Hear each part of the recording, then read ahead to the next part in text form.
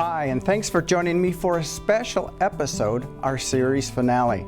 For the past 8 seasons, it's been an honor and privilege to bring you powerful stories of people overcoming obstacles and working to preserve the sanctity of human life.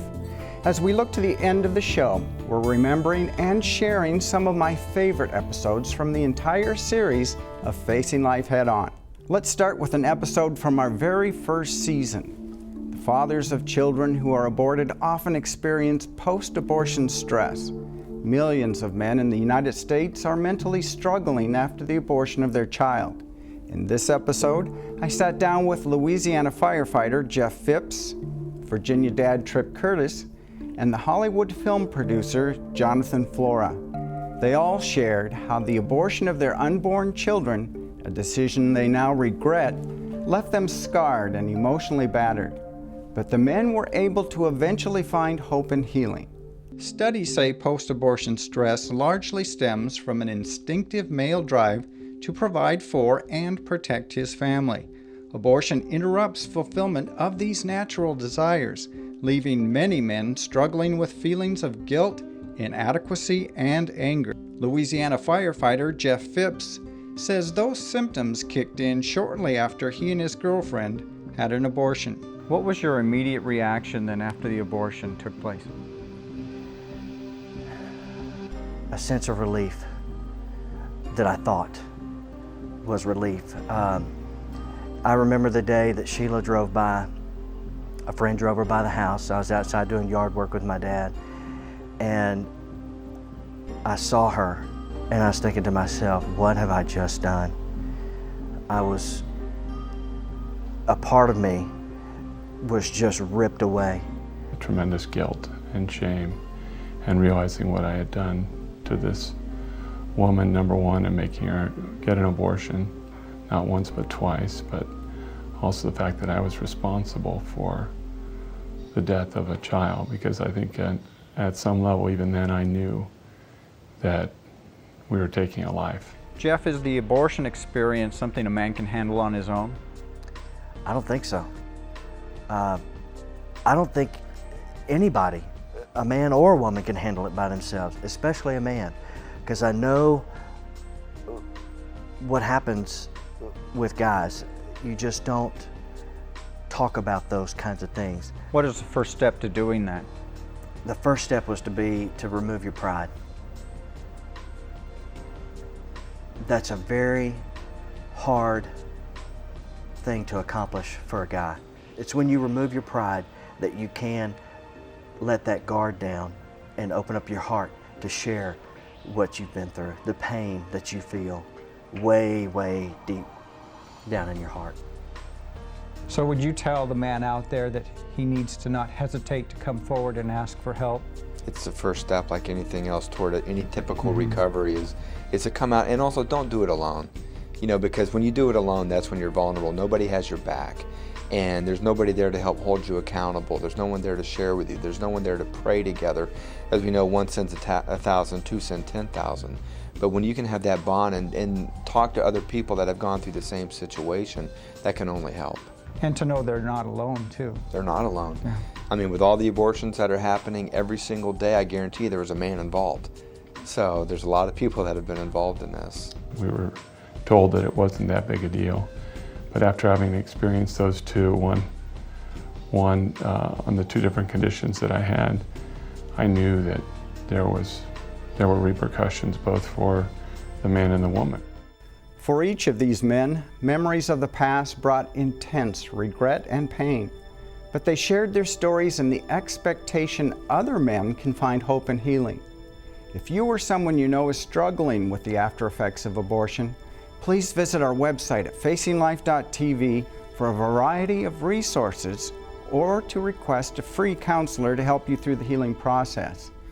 When we return, we'll take a look back at the heartwarming story of a miracle field that's giving children with special needs the opportunity to experience a cherished childhood pastime.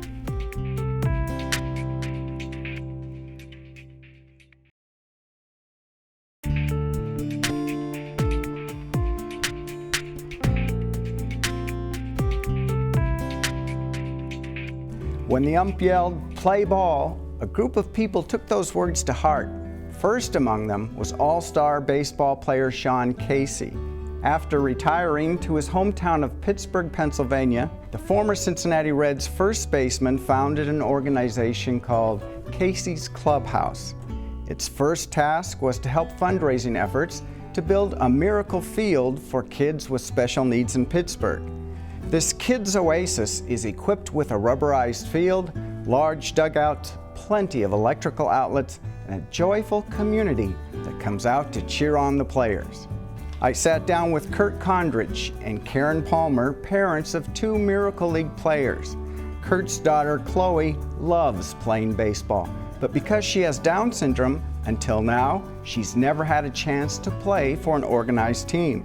Karen's daughter, Shauna, has tetrasomy 18p. Karen was overwhelmed by her daughter's love for the game and the support she received while playing. I had the opportunity to watch a game, and the infectious joy and enthusiasm I witnessed was nothing less than inspiring. Currently, there are over 250 Miracle League organizations across the country, including Puerto Rico, Canada, and even Australia. The league serves over 200,000 children with special needs. Sean, Kurt, and Karen hope its reach continues to grow. The future plans are to just keep building these things, or to keep having Miracle League fields everywhere. That's what, these fields should be everywhere. These fields should be in every community, and I think hopefully at some point people start to see how important these fields are for, there's a lot of kids in the special needs community. I mean, make no mistake about it. These fields will be used. Well, for somebody who may be watching the program and thinking, gee, I'd like to start a Miracle League field in my community, what would they do? The Miracle League has a national website. If you just would Google or search Miracle League, you'll come up with a national website, and there's contact information, other information on there about building a Miracle League field. But really, it's the first thing you do is just this starts out as just parents coming together. Now, the mission of Casey's Clubhouse is that every child deserves a chance to play baseball. Do you think that this miracle field fulfills that mission? Absolutely, yes. Yes, I do. I think that it sends out more than just a message that every child deserves to play baseball. I think that it sends out a message that every child deserves respect, that every child deserves a chance at life, that every child deserves a chance to be happy and to do the things that other children get to do. So I think that it carries a very powerful message. This field sits in the shadow of Mayview State Institution, which was built in the late 1800s and was a place that when children with Down syndrome or any other disability were born, they were labeled after their birth and placed in these institutions for a life of exclusion. They were never seen in playing baseball, never seen out at the supermarket or in the community, and they were sent to the institution and did not live a very long life because there was very poor medical help there. In this field, you can literally look over the hill and see the abandoned buildings of that institution. And so now this is a place of inclusion, but I think it's critical that remember for children to be included in the Miracle League field, they have to arrive on this earth, and they have to be included from the time that they are identified in the womb as what they are, as a priceless gift. Of all your successes in baseball, Sean, how does this field compare to those? Oh, I mean, I think this is probably greater than any success I've ever had. I mean, because this isn't about me. I think that's what's great about it. This is about so many people that have came together for a great cause to put this together, and that and the kids and the families. This is probably my greatest success ever, was building this field. The other stuff's great, it's awesome, and the memories I have are great, and those are awesome. But when you get to impact people in a large way, we feel like this has impacted people in our first season, and it'll just keep getting bigger. Every child does deserve a chance to play baseball. Why do we all love baseball? Why is it America's pastime? Because it brings family together. You ask your dad to throw a catch in the yard. It's time with your dad. You ask mom to flip you some balls in the backyard, or whatever it is, or to go to a ball game. Baseball brings families and communities together, and I think what's great is it's doing it here at the Miracle League field too. Coming up, we'll revisit the moving tribute we paid to America's soldiers and their families.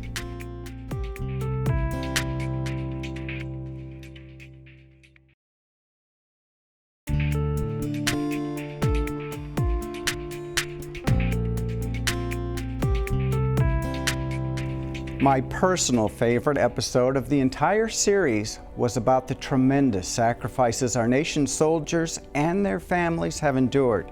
My son was an American soldier who was deployed to Iraq with the Stryker Task Force. I've experienced immense pride for his dedication to fighting for our freedoms. This two-part episode focuses on 3 soldiers and the lifetime sacrifice they and their families have made.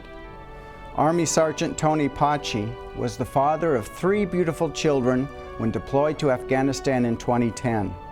During a mission, an Afghani citizen accidentally drove into the middle of their convoy. Tony's Stryker swerved and rolled, causing him to be thrown from the vehicle and instantly killed. Tony's tragic sacrifice has forever impacted his family. But his mother, Helene, and brother Marco take comfort in the fact that Tony was proud to fight for his country.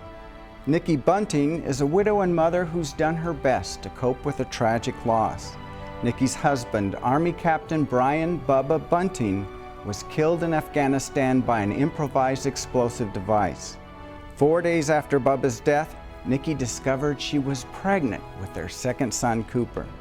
The joy of her new baby was a source of comfort and instrumental in helping her cope with the grief. Army Sergeant Shane Parson lost his legs and nearly his life after a roadside bomb detonated under the Humvee he was driving in Iraq. But with the help of his doctors and his mother Cindy, Shane made a miraculous recovery. One of the most powerful parts of the episodes was when Helene, Marco, Nikki, Shane, and Cindy spoke to the sacrifices they and their loved ones have made. Soldiers like Tony Paci, Bubba Bunting, and Shane Parsons put their lives on the line to defend freedoms we hold dear, including the most basic right of all, the right to life. And though it's a lifetime sacrifice, their families agree it's important in the fight to defend our freedom. I know this is a difficult question, but do you feel the sacrifice is worth it? Well, the general who spoke at Tony's funeral, that was his very first question was, I'm sure all of you are sitting here wondering, is it worth it? And in the grand scheme of things, I have to say yes, because we're free to sit here and do this interview, because journalism is free, speech is free. Women can vote. Tony was in Afghanistan when the women had their first right to vote last year. And he said to me, Mom, you can't have to see the look on these women's face to walk into a polling booth and be able to cast a vote after years and years of oppression. So I know Tony thought it was worth it. Yes, being free is worth it. It's a really hard question to answer. If he were to answer that question, I think he'd say yes. I have a hard time answering it. I know he was proud of what he did, but I think that he would have made the sacrifice willingly because he loved his family and his friends and his country so much. But it's a big sacrifice. Our family has sacrificed a lot, and he has too. Let me ask you both the same question. Was it worth it? Yes. You didn't hesitate. Yeah, it was. Yeah, I was, like I said, I would have gave everything up, and knowing it was, I'd do it all over again. We had a friend that we lost recently. He served in the Air Force, and Shane brought up a quote from President Kennedy that I was so proud of him. And he said, "It's not what your country can do for you, it's what you can do for your country." We've been a nation for, some years. We've gone through shambles of war and fighting for what we believe in. This is our land. We're not giving it up. Nobody's taking nothing from me. Nobody's taking nothing from me or my brothers and sisters. We will keep fighting until the war is over. What advice can you give Americans to always be mindful, to always remember that sacrifice that Tony and others have paid? Just say a little prayer every day for those soldiers who are out there fighting for your freedom. And don't take your freedom for granted. Really, honestly, just to be grateful within your heart. Sometimes you don't even have to say anything. You know, you can say thank you, and it does mean a lot. But when I know somebody is truly grateful, that means the most to me. Well, I know I speak for all Americans when I say how deeply appreciative we are of the sacrifice you and your family have made. Thank you. And Bubba will always be in our hearts. Always, always. That's what means the most to me. I don't ever want him forgotten. He was such a great man. Thank you. In a moment, we'll take a look back at our memorable and eye-opening trip to Ethiopia. You don't want to miss it.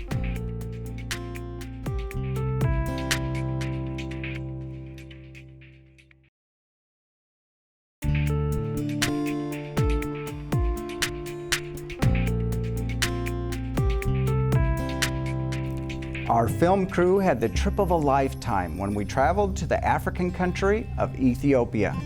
Though the abject poverty was difficult to witness, the people we met were strong and inspiring. We visited Living Hope Maternity Home, a ministry founded by Dinah Monahan. Its mission was to help young women who chose life for their babies, even if it meant being abandoned by their families. Dinah and her team developed programs to assist the young mothers. There, a young girl could learn how to properly care for herself and her baby. Some of the girls, like Helen Habta and Zanabo Damao, also had American sponsors who helped them survive once they left the home. Here's their story. Helen Habta and Zanabo Damao graduated with Living Hope Maternity Home's first group. Helen's daughter Ruth and Zanabo's son Solomon still love seeing the staff of the home. With help from Living Hope, Helen and Zanabwa are working together on a future plan to help them provide for their children. So what are your plans now for the future since you've had your babies?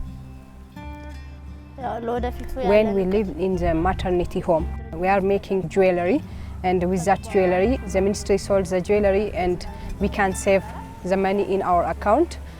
Now, currently we are in that money, the ministry sent us to school for training, for hairdressing training. So for the future, we have a plan to open our small business together, and our saving account money is going to only for school. Additionally, we have a sponsorship for our baby. With that money, we can feed our baby. So we are safe, and we are very, very grateful for getting sponsorship for our sponsors, and we are very happy. We have a bright future. Do you want to practice on my hair? Can you make it orange? You have two adorable children, so I'd like to know from each of you what you like most about being mothers. I love my daughter because she is part of my body. Even when I get angry, I will play with her. It makes me very happy. I love my daughter. My son always makes me happy. I always play with him. I am very happy with carrying my baby. I'm grateful. I thank God for having my son. Dinah, how have you seen the Living Hope Maternity Home change the lives of the girls that live here? Oh my goodness. I think of Tazita and Helen and Teferau and Ninat and all of these precious girls who really for the first time in their life have hope. I think it's so well named. They have hope. To be able to work and live in a way that they're just not always worried and hungry. That's success, and that we have been successful in. Meseret, why is it that you feel the work you're doing here is so very important? Just because of the ladies and the baby's life. And this is also an opportunity for Christians, those who are pro-life, because we apply our belief in a practical way. These girls they diminished their hope, even they don't have hope, but now their story was broken, but now it continues in the future. Thanks for joining me for this look back at some of the most memorable episodes from Facing Life Head On. As one chapter closes, we are excited to embark on a new adventure. Please be on the lookout for our new online series, Facing Life Now. We'll continue to highlight challenging issues while emphasizing the value of innocent human life. We look forward to bringing you stories of people and groups who are facing life head on, and stories of the ongoing fight to preserve and protect life. Be sure to join us. For more resources about the stories and issues you've seen today, visit our website at facinglife.tv. While there, find out how you can order a copy of this episode on DVD and Blu-ray to share with others. Also, take a moment to share with me your favorite episodes of the series.